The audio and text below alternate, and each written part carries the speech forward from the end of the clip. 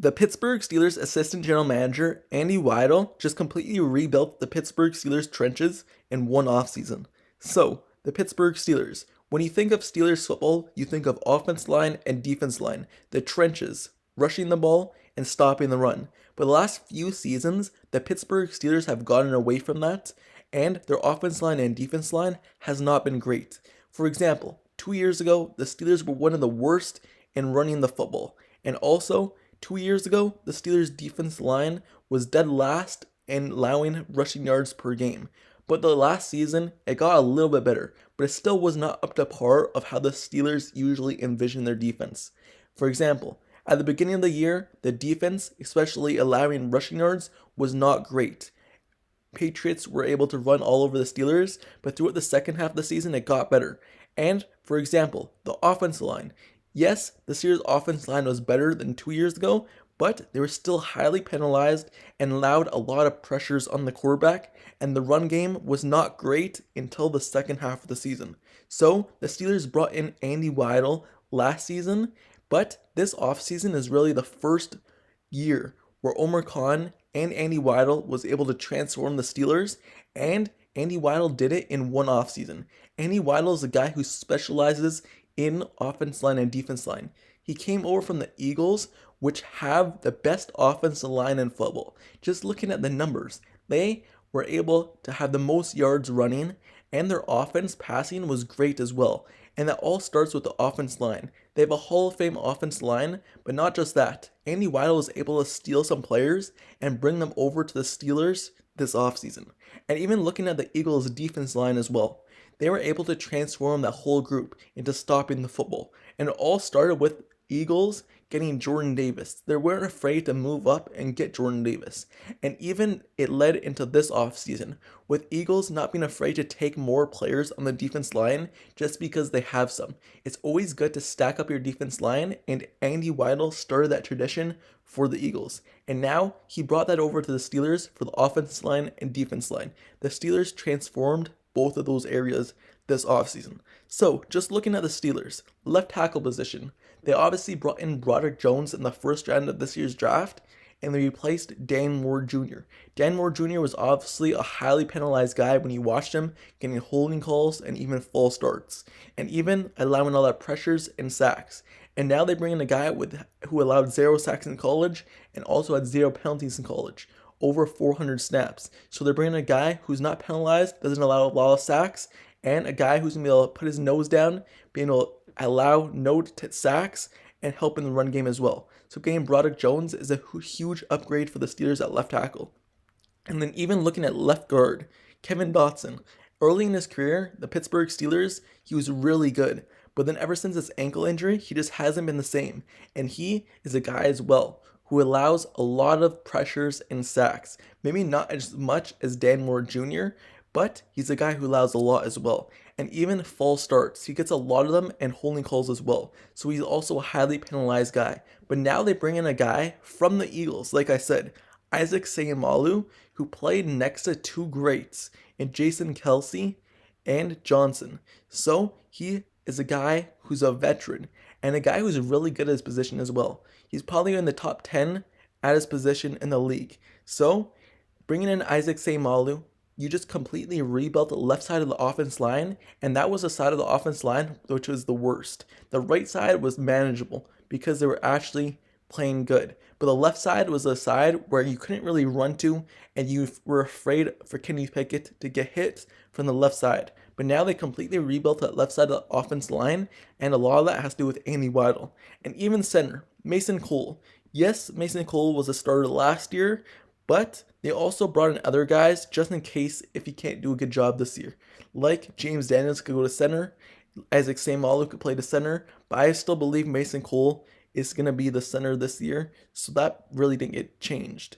And obviously, a year ago, they had James Daniels, and a year ago, they had Chunks Okorafor. So that stayed the same, but altogether, the Steelers now have more depth on the team, because they brought in Nate Herbig, and if one of those guys get injured, Nate Herbig, who came over from the Eagles and played with the Eagles when Andy Weidl was there 2 years ago in 2021. He's a nasty guy who's able to put his head down and get dirty and not afraid to make nasty blocks. That's why his nickname is Nasty Nate Herbig, because he plays nasty in the run game and in the pass game as well. So if the Steelers players get injured, now they have more depth. And when you look at it, all those guys were starters a year ago. The Steelers' backup left tackle, Dan Moore Jr., the Steelers' backup left guard, Kevin Dotson, he even played right guard as well. Nasty Nate Herbig, he was a starter a year ago with the Jets. So now they have 3 starters, just in case if someone gets injured, they have depth at the injury spot. Yes, the Steelers didn't have injuries a year ago. They're really the most healthy offense line in the whole league. Everyone played every game for the Steelers on offensive line last year, but injuries happen, and now they have starters who are capable. And also, they're able to trade players away if needed. I don't see Dan Moore Jr. getting traded this offseason because he still has 2 years left on his contract. So if they were going to trade him, they would trade him in a year from now.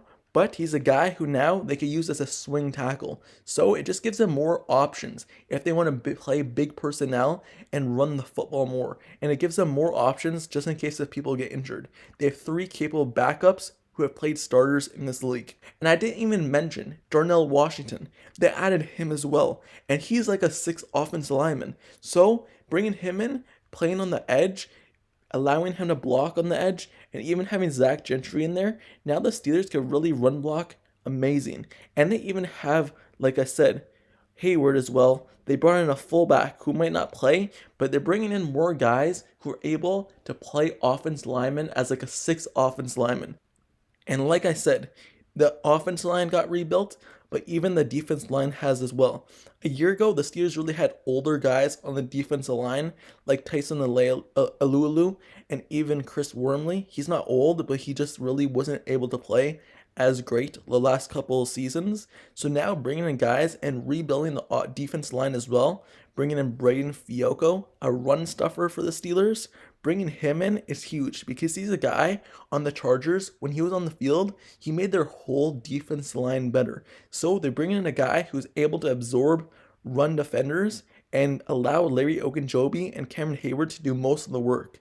So he absorbs tacklers, and Braden Fiocco is a big upgrade. And even that, DeMarvin Leal, he really hasn't played. So DeMarvin Leal coming in now, hopefully he could be better than he was a year ago, even though he was injured. And them selecting Keanu Benton in the 2nd round of this year's NFL draft, it just shows that the Steelers aren't afraid to grab more defense line, even though the defense line is really full of position.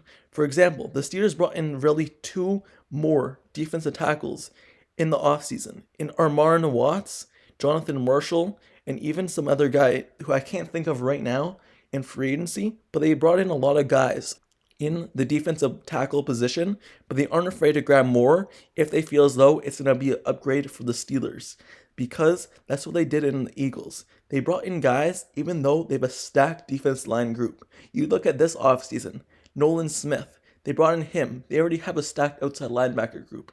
They also brought in another defense tackle, even though they're stacked at the position. And it all started with Andy Weidl starting that tradition for the Eagles when he was there. So now the Pittsburgh Steelers, this offseason, is completely different than they were a year ago.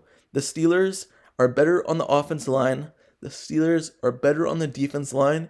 And the first year with Andy Weidl specializing in that category, offense line and defense line, you could see how much of a difference it really made on the team. Now you aren't afraid to come in and run the football. We know how much the Steelers love running the football in years past, and bringing in these new guys to do that is really the key to the Steelers offseason. And Omar Khan said in his interviews, you could see who we're adding, so you know what kind of style we want to play.